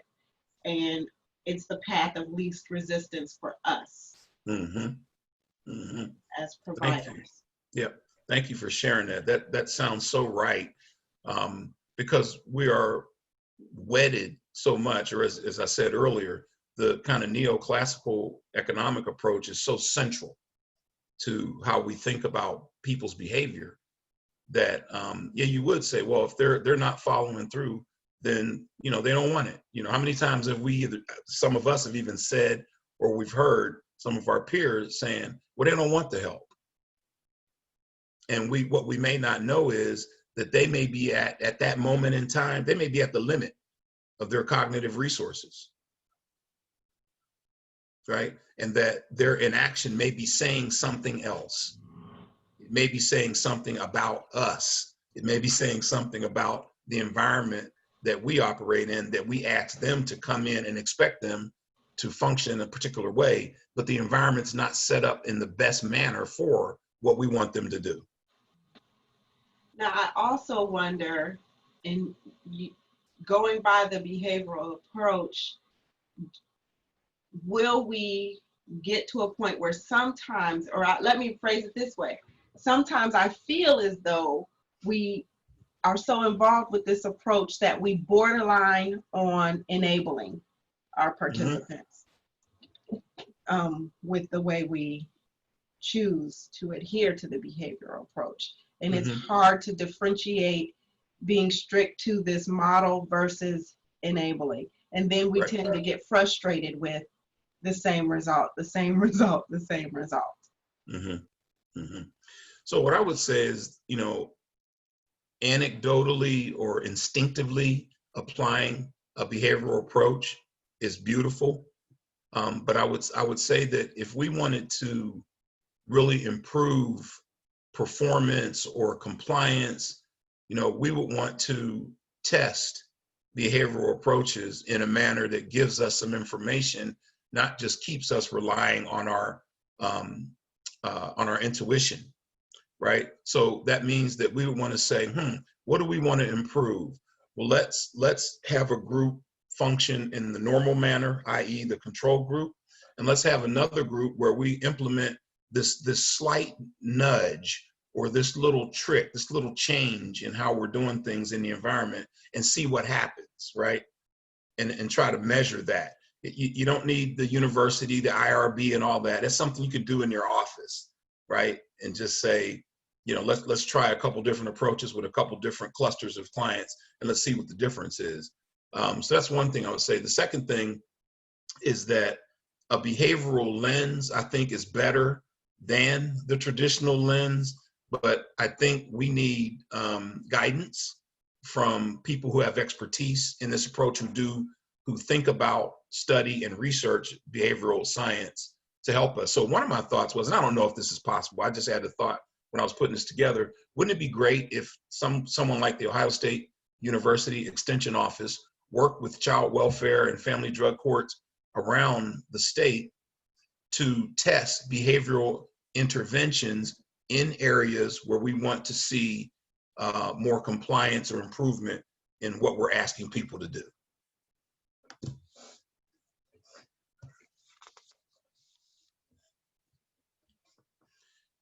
Any other comments or thoughts?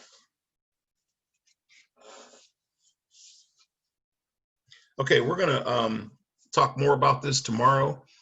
There are strategies built behind this approach, cutting costs, creating slack, and reframing. And we'll talk about those, and then I'll have some handouts for you to help you kind of lean a little bit more into this particular approach, even if it's just to test it and see, what might happen. And then in the technical assistance part of our work with you, we'd be happy to take a little bit deeper dive with you in this approach. Okay, it is time for you all to go to work. All right, so everybody should have this touch point guide. So we're going to get into the work of designing strategies and solutions. So we're going to do 2 parts or 3 parts of this today. It's a 6-part process. So I'll say that the process of design necessarily includes wild thoughts and ideas. Okay, you think about how people design cars, clothes, jewelry, etc. They don't start off with little ideas or constraints. The first thing they do is start thinking wildly, right? And I say that because that's what I want you to do today. Don't be afraid to exaggerate, to be bold. Design works less well when we try to limit ourselves to what we think other people want to hear, or when we're trying to conform to a standard. So no conformity. We're trying to create a new standard today, a new way of thinking, working, and achieving our goals. So the first thing you're going to do is up over on the left, you're going to, Steve, we want to get people into breakout rooms to do this. We have a handful of people who are from the same county, and then a number of people who are just individual representatives of a particular county. So Steve, are you ready to do that? So I've got 3 folks in Claremont County that'll be in a breakout room, 2 from Coshocton that'll be together, 2 from Pickaway, and then we have 5 folks that are alone on their teams today. And so I thought about putting you all in the same breakout room so that you can get some synergy across those. So it's 11:23, Calvin. Yep. Do you want to set some time here for? Yeah, let's just 20 minutes or so. Yep, I think 20 minutes per exercise will be good. So before we do that, I just want to give you some guidance on the direction. So you're going to start with the touch point guide, which is what I really call the story. Good design starts with a story, a deep story, to help us understand needs, motivations, preferences, etc. So your journey is including and involving fathers and paternal kin as assets, resources, and options for successful outcomes for families in family drug treatment court cases. That's your journey. The current challenge over on the left at the top, and the end deliverable at the bottom on the left, I'm leaving that up to your teams, because one team's challenge, one county's challenge may be different from another, even though we're all trying to on the same journey, right? So I want to leave that up to you all. And as far as the story, the touch point guide part of it, just to give you some prompts, you want to write a story with your team, and you see at the top the who, what, when, where, why, and how. So the who is who's responsible, who's been doing it well, who do we need to add to our team, who can help us, other iterations of who. I'm just trying to give you some prompts there. What, what's it been like so far? What are we missing? What strengths do we have? What's the wildest thing we can do about this? What do we want? When have we done this well? When have we failed? When do we want to see progress? When do we do this? When we do this well, what outcomes do we see? When is it best to engage? Where are our fathers? Where are we in our case planning? Where in our case planning can we be better? Where in our case planning have we failed? Where in the treatment teams are strengths and assets for this journey? Why it's important? Why can't we do better? Why are fathers succeeding in our program? Why are we not connecting with as many fathers as we like? How much time, energy have we spent on this? How can we show the community this is a priority? How do we reach out to fathers? How do we get mothers to understand the importance of dads? How can we be the best at this? So just some ideas to prime your thinking about that. But I would say let's get into our breakout rooms, and the goal is to create your story about your journey. And then you're going to take the most salient things in that story and create 3 milestones, right? Things, the milestones inside the story could be things you want to complete, things you want to accomplish. Make them as big as you'd like, aim high. In this design process, aiming low and being small doesn't work out as well when you let yourself go. All right, so I think I've over instructed you. So let's get into our breakout rooms and see what we got. So I'm going to open the rooms and you'll be transported to your breakout room, and we'll see you in about 20 minutes. And that's frustrating. So this is Leandra from Coshocton. I'll share. It seems to be my niche for today. Thank you, Leandra. We really kind of failed at creating a story. We just dove into, oh my God, we can do this. So that's where we went. What we identified as who can help, we really want to make our fatherhood initiative a more present figure on our treatment team. We want them at the table. We want to engage CPS more with supporting fatherhood initiative at the table. We also want to be more engaging of the dads, maternal grandmothers, aunts, paternal grandmothers, uncles and aunts, and our free legal clinic. The thought was, if we get fatherhood initiative connected with these fathers earlier, they are more likely to have a better understanding of the process and may be more willing to engage. If we get children's services more willing to share information about these fathers, then it'll be easier for the fatherhood initiative to engage. But they have to be on the treatment team to get access to that information first. So we kind of worked about, this is what we want to do, but how do we get it to happen within proper framing? We thought about the free legal clinic, because sometimes all of these cases will not measure up to going before the judge and being court involved initially.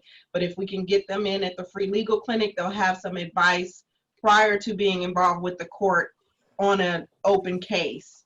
And if it does go to the point where it is an open case, then they'll naturally get their public defender or whatever, but at least they'll have information coming in. We also thought that we have had a relationship with our fatherhood initiative, but they just haven't been physically present. So when we're doing our updates every week for treatment court, if we have fathers or anyone who's involved with our supervised visits or our education classes, there's a way for us to know about what's going on our update. However, if they're present, they can give greater detail. We also looked at, trying to read my notes because that was quick. Yeah, targeting more dads to our fatherhood initiative. So logically, if we get them involved early, our participation in drug court with dads should improve, as should the engagement with the fatherhood initiative. They should just go hand in hand. We would want to do the engagement as early as possible with dads with the fatherhood initiative. If we can't get them prior to their case becoming open, we really want to make sure we have a representative present at their arraignment and at the adjudication process.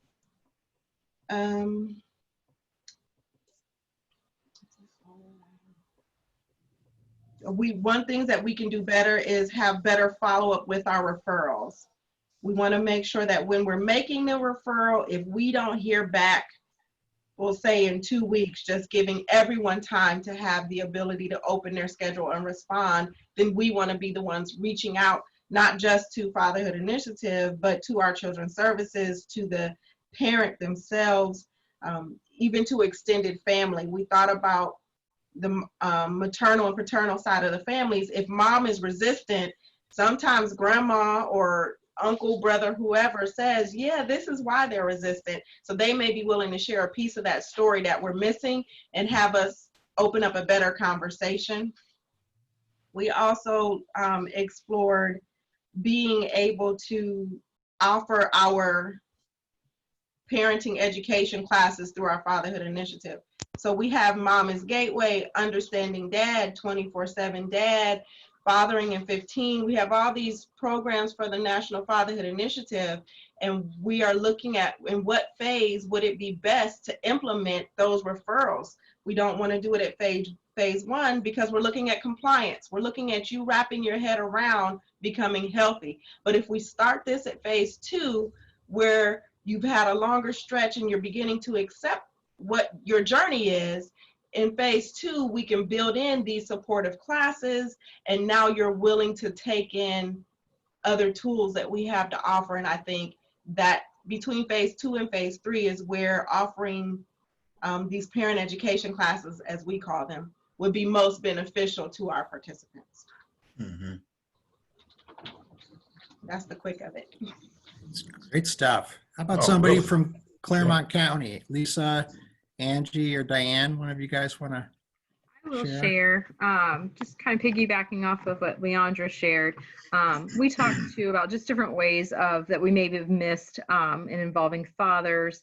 One of the things that I think came up for me at least was it's been really easy to dismiss one parent if another parent's doing well, and that can really go for mothers or fathers. But just the importance of both parties. I was sharing with our group too. I often sit in on our children's services, or child welfare hearings, and there really is a focus on one parent over the other and not making both parents do something. So I'm trying to be more vigilant of that, and I think that'll be pretty easy to at least be aware of, and then kind of figure out the plan of how I can help people be more involved. We talked a lot about addressing some of the issues that come up too with the role of visitation, just like as Leandra mentioned. And then we also talked about the success rates of our mothers and fathers, and they're really about the same. However, I've also thought, is there something specific to fathers that we are missing that could bring that up to make fathers more successful? Mm-hmm. Really good. Thank you. Really good. Rochelle, would you like to share something about your conversation with Shelley in Pickaway County?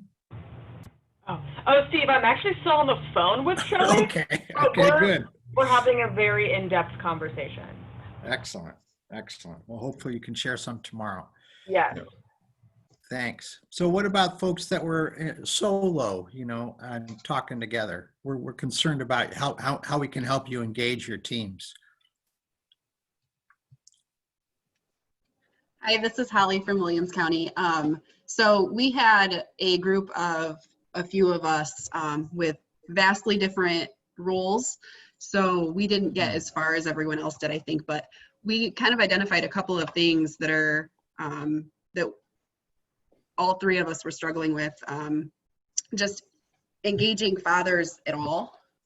So when our referrals are coming in, instead of taking the word of, the Child Protective Service Agency on, how the fathers have interacted with the case plan up to this point, we really needed to be looking at digging a little bit deeper. We talked about doing like family history mapping and getting, if the children are old enough, getting their opinions on their relationships with everyone in their life, including their fathers, so we can kind of get to the bottom of the impact that the father had on that child, and try to build in a plan from that. And that was as far as we got.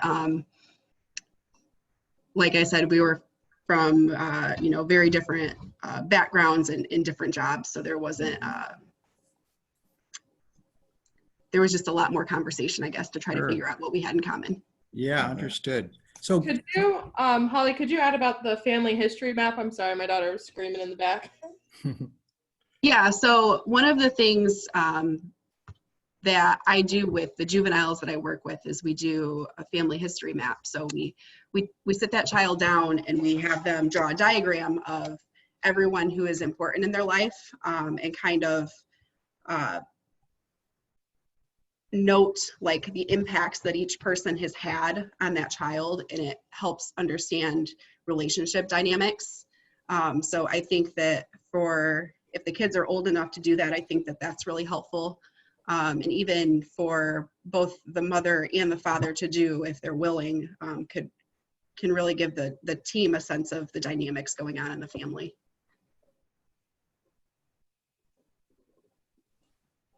Excellent. That's great.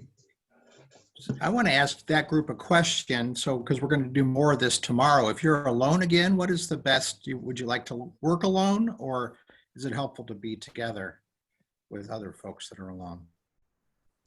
I think it's helpful to be together. Myself, I don't know that our discussions will be as structured as people who are from the same counties, but it's always great to get other perspectives. I would agree with that. My brain often goes off into tangents anyway, and I'm thinking about 100 different things at one time. So to be able to share with other people, I think is very beneficial. Okay, good. We'll follow that pattern tomorrow. And Peggy hopes to have a camera tomorrow to be with us. Okay. Okay. Any others? So Calvin, you got about, no, that's it. Yeah. Oh, okay. So what we're going to do is I'm going to, not that you knew what tomorrow's order was going to be, but I'm going to change the order tomorrow. I think we're going to continue with this from where we are. Like people can continue to flesh out or polish up their touch point guides because we need to get into synthesizing the 3 milestones and, you know, the challenge, the deliverable. We need to get this really solid because it'll help us down the road in this process come up with strategies and solutions that are actionable, that can be measured. Okay, so tomorrow we'll come right back here to the touch point guide, and then we'll finish the entirety of the design process tomorrow straight off the top, instead of you all listening for, you know, an hour and a half or whatever, and then trying to jump into this type of work. So I think that's the change we're going to make. You know, instead of trying to break this whole process up in today and tomorrow, let's really hone in on it tomorrow. There will be one little video I'm going to show you that's behavioral economic related about nudges, and then we'll jump right back to where we are and then continue this process and complete it in the morning. Hey, Calvin, Kayla has a question. She's wonders if you could send an example of a completed touch point guide to give them. Okay. Which is cool. I will try to locate one. I'm not going to promise because there's some, yeah, but I'll try. Her comment is she thinks she's overthinking it, which is probably something we're all doing. Oh, I see. So overthinking to the point where you're unable to really get it out and fill it up. Just trying to think too hard about what to put in it, right? Yeah. Okay. And I'll try to find an example. And like I said, I think I over instructed you guys. I mean, the real deal is just tell a story, you know, about the journey that's on the screen. Yeah, just tell a story. And then we'll help you break out or synthesize down into the 3 milestones, because the milestones are really important, because that's what our work's going to be. So I'll look for that. And then I'll be better at giving instructions tomorrow. So, does anyone else have any questions, comments before we close? You know, tomorrow we'll finish this work. We're going to talk about change. We're going to talk about cooperation and collaboration. We're going to talk about knowledge, and then we're going to talk about resources in Ohio that are available to you for your goals with fathers.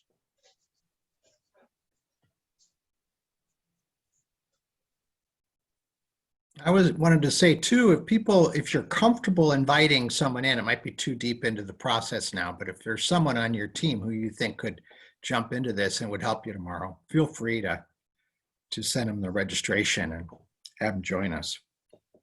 It's a good idea. Yep. But then, as Calvin said, you know, as part of our contract, we can do some technical assistance with your team throughout the next few months. And so maybe the other way to look at that is that we can work with you to figure out how to engage your team in this work.